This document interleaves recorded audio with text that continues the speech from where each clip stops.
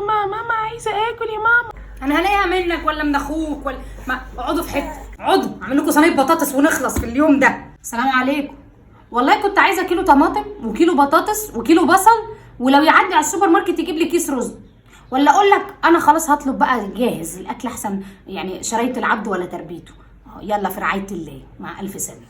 عشان نعمل شويه اجالي عنب النهارده، نعمل لهم جنبهم شويه لحمه وباميه ونديها. يعني هنا في باميه ولحم، والله اجاله وهقطع نفسهم بالاجال.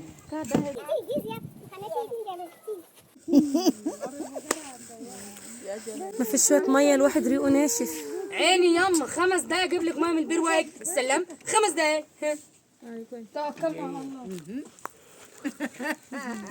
بسم الله الرحمن الرحيم وبه نستعين. يا رب نوصل امتى؟ يلا يابا بعون الله هيطلع. انت فين يابا؟ بسم الله الرحمن الرحيم. يا رب ما وراك. بسم الله. جابوني 3 مرات من جوه البير والله. الحمد لله. شويه ميه بنحلهم قشطه. ملينا الميه الحمد لله. طبعا هو ده البير الوحيد اللي عند بيتنا عشان احنا اغنياء، بقيه القرى والمساكن بتيجي تملى من عندنا. صلى على النبي علينا. اتفضلوا اشربوا وهيصوا وسهللوا.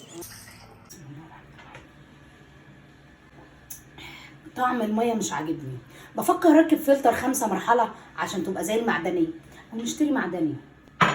اين تريد ان تذهب يا مصر؟ خش ربي عيالي بقى. انا سبحان من مصبرني عليك. خد الببرونه دي واقعد ساكت عقبال ما الناني تيجي تعمل لك الرضعه. انا خلقي ضيق.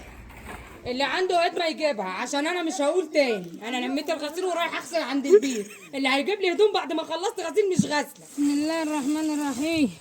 شفتوا غسيلي ما فيش مثيلي. اغسلي يا قروبه كريازي. احنا بنحط الهدوم هنا واي حرامي غسيل يجي ياخدها عادي. حد ما حطش هدومي في الغساله انا هشغلها. اللي عنده هدوم تانية يبقى هو يغسلها. انتوا عايزين تاكلوا صح؟ احنا هنا بنبدا من الصفر، من على الابيض، لا بوتاجاز ولا انابيب. اديني في الخشب ولسه هنولع فيه. بقالنا نص ساعه. هنطبخ امتى ونطفح امتى؟ ده لسه البطه ما تتحط على النار. بيعملوها ازاي يا جدعان؟ لسه كمان هسخن الاكل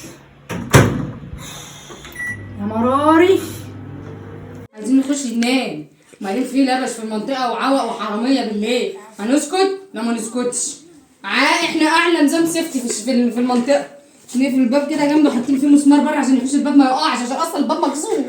نقفل كده ونجيب حته القرمه دي ونقفل كده وجذع الشجر.